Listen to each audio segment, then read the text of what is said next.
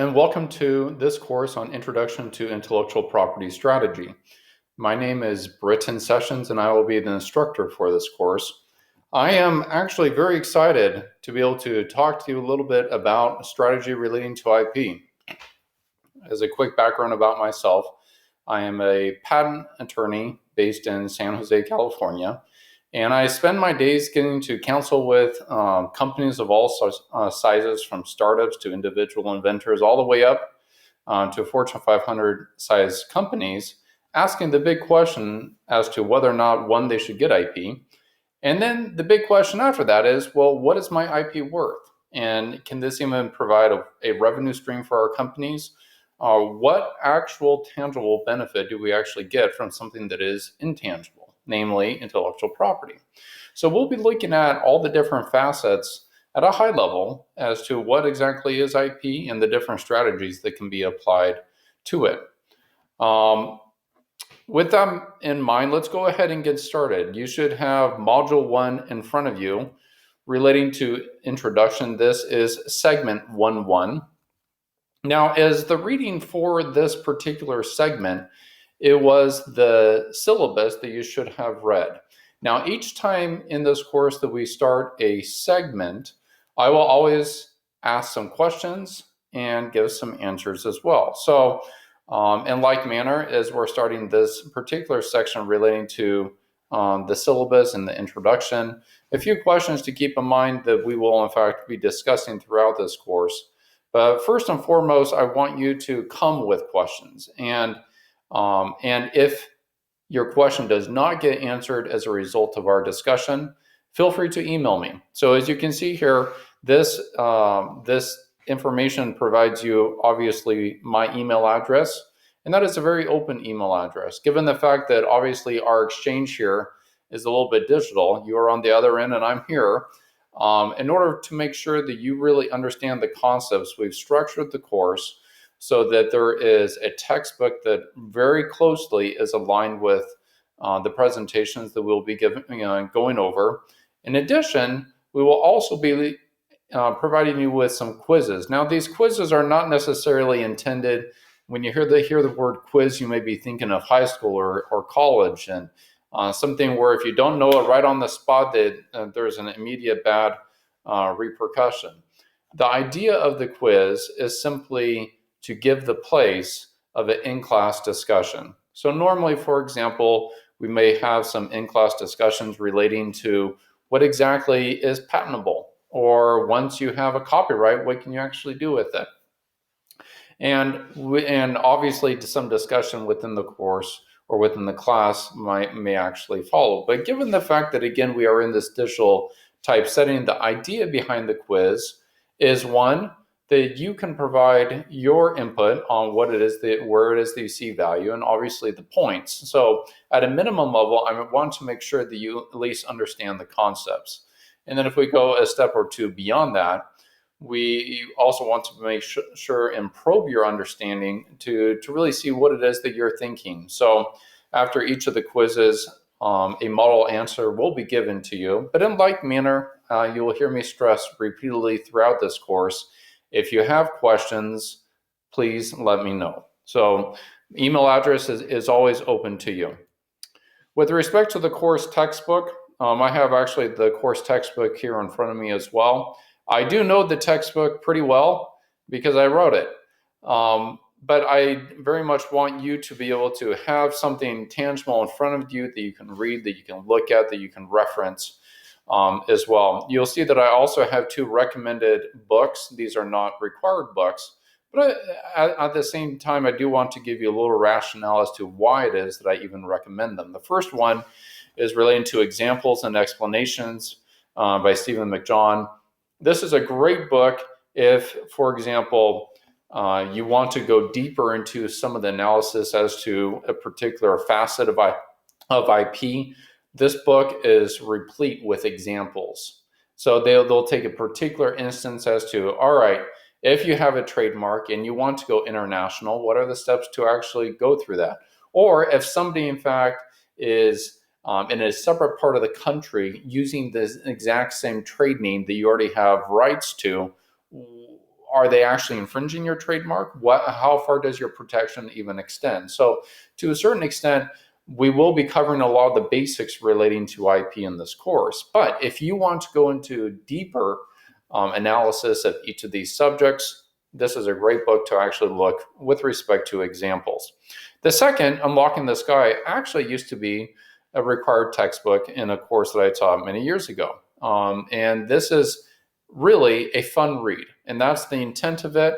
And more than alongside with that intent of just having a good, enjoyable read, this book actually is a great example as to how it is the IP is used. So we often think about the Wright brothers and their contribution to the airplane and how they really advanced forward a lot of the progression that was going on at the turn in the 1900s. What you may not know is that the Wright brothers also had an amazing patent that, in essence, granted them a monopoly over the sky. And so any aircraft, any craft in general that was capable of being flown, if that aircraft could be steered in some manner, that was covered by the Wright brothers patent. It was an incredibly powerful patent that in essence blocked any and every other type of company or inventor from going into this space. You had a known inventor during this time frame, Glenn Curtiss, and we'll discuss this briefly later on in the course. Glenn Curtiss was a prolific inventor, much like the Wright brothers, but you never hear about Glenn Curtiss because, well, the Wright brothers actually forced into bankruptcy twice. The funny part is that Glenn Curtiss, actually most of his inventions are on the present day current aircraft. And most of the contributions from the Wright brothers actually are not.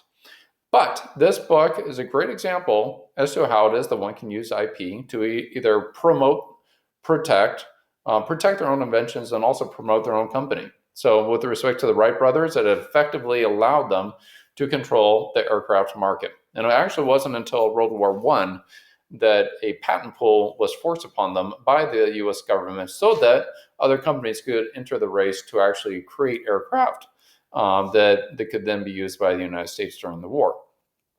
Fascinating book, though. Very much encourage you to read it. Now, as far as how it is that the course is actually arranged, we will have a series of modules. You'll see that these modules correspond in two places. One, within your syllabus, you'll see that each of these modules are specifically outlined. Secondly, within the textbook as well, you'll see that each of these modules are also clearly defined. So each module is comprised of specific segments. So within the introduction, obviously we have the introduction section right now, in which I'm giving you an intro to the course. And then we'll actually start talking about IP and about the history of IP. All that is under our introduction umbrella, so to speak. And after each module is completed, then a quiz, in fact, will be given to you, and that quiz is an online type quiz. Now, each of the segments, again, each module is comprised of multiple segments. Each segment is designed to not be very long in length. And so each segment is intended to be in the range of 20 minutes roughly, give or take a few minutes there. But the idea is that obviously a digital audience such as yourself, we don't necessarily expect you to sit there for 3, 4, 5 hours nonstop just listening to me. So what I would recommend doing is the syllabus gives the reading assignment. I expect you to have already read the reading assignment prior to actually starting that segment. So you'll see in some instances that a particular segment corresponds with a particular reading assignment within the textbook. In some instances, a reading assignment might actually span 1, 2, or 3 different lectures. So keep that in mind as well. But in short, to reemphasize, I do expect you, one, to do the reading assignments beforehand. And in conjunction with doing the reading assignments beforehand, I expect you to go through the notes and the questions at the beginning of the reading assignment as well. And now, in all reality, I will be giving the answers to those questions. And I indicate that up front. This is not some type of a puzzle or some type of a hidden agenda here. I will be discussing each of those questions, but it would be of no benefit really to you to simply listen to me give you the answers if you have not gone through the effort of actually thinking and probing your own understanding as to how it is that this is actually comprised. And so, in short, I do expect you to think, and I do expect you to go through the process of trying to answer these questions yourself. It's a little bit, for example, if you just if I lecture in front of you and tell you about the wonderful benefits of swimming and how to swim and how to do it all, but if you never step foot in the pool, it really means nothing to you. And in much the same manner, I do expect you to swim in this course. I do expect you to dive in. Do I expect you to know everything about IP? Absolutely not. But I do expect you to take the information that we cover and actually apply it in a very effective manner. That is one of the primary things that attorneys in general do. They take whatever information they have, they put it together, they build upon what they already have, and then they are able to present it to their clients in a manner that is of benefit to them. As far as the class flow is concerned, each of the taped instructions will involve a series of different discussion points. As I indicated, after each module, again, each module is comprised of multiple segments. You will be able to take a quiz to gauge your understanding. Now, after you finish all the modules, again, there's 7 modules here, you will then have the opportunity to take a final assignment. Now, that final assignment is not the final. It's simply a final assignment to make sure that you understand at a high level everything that we covered in this course. Now, what I can indicate to you is if you understand the quizzes and you're able to answer the quizzes and you're able to answer the final assignment correctly, then you'll be very well prepared for the final. And I indicate that up front so that you know exactly how to prepare for the final for this course. Know the material for the quizzes, and if you don't understand them inside and out, again, I encourage you to reach out to me by email, and either we can answer the questions by email or set up a time to briefly speak. Additionally, after completion of all the modules, including the final assignment, then you'll be given access to take the final examination. With respect to the final examination, it's an at-home final. You'll have 48 hours to actually complete it. It's intended actually to only take you in the range of about 3 hours, a standard in-class legal type exam. And obviously the exam, because I will not be sitting there or proctoring this in some manner, the exam will be open book, but it will be closed person. Now, I am very much a stickler on those last 2 points. Stickler and open book is not much of a stickler, but the course is very open that way. So any of the material that I've presented here will be open to you as needed during the final exam. Secondly, though, it is closed person. Now, you must know just a little bit about me, and that is when I was in law school, I had a few instances where others took advantage of me as a fellow student. So I remember one of my courses, there was a number of students. It was a closed person but open book exam. And halfway through the course, or halfway through the final, I actually received some calls from other classmates who didn't want to talk about the exam, but they had some peripheral related things that they wanted to discuss with me. Well, in all reality, it was, in fact, directly relating to the exam. I did not participate in that. And one of the reasons why is I believe that a man or a woman should be good exactly as they say they are. And secondly, there was an assignment, in fact, that I gave to a friend of mine to submit in one of my classes. And lo and behold, after it was about a week later that I went to that class, and the teacher said, actually, I have not graded your papers yet.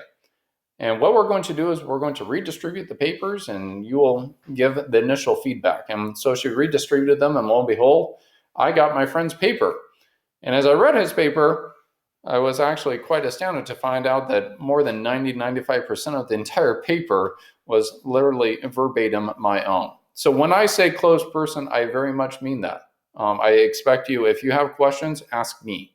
Do not ask other students in the course. As far as the grading is concerned, this is a pass, no pass class. And a passing grade is based off of three things: completion of all the online modules. Secondly, submission and passing score for all the quizzes, including the final assignment. And then obviously a passing score on the final exam. As far as timing is concerned, it is expected that you will finish all the modules and all the examinations, all the assignments, everything before the end of this current semester. Now, I do expect you, as you go through this, given the fact that there is not a set calendar schedule as to when it is that you show up to our online course, I do expect you to be very open with me as to your progress in the course as you go along. So the expectation is that you will treat this course as any other semester length type course, namely that you will on a weekly, monthly type basis be making progress. I encourage you to actually get going on this course earlier on in this semester so that you are not cramming for this final at the same time that you're cramming for all the others. But in short, you have great flexibility in actually taking it as far as doing it on your own time. Hey, even if you want to do it in your pajamas, that is just fine in the middle of the night. But that being said, though, I do expect you to actually treat this as if we, in fact, are meeting regularly. If you sign up for the course and I do not hear an update from you within a set time frame, I will reach out to you and indicate and request a status update as to your progress on the course. With that said, we'll go ahead and end the introduction section and we'll begin a more substantive look into intellectual property.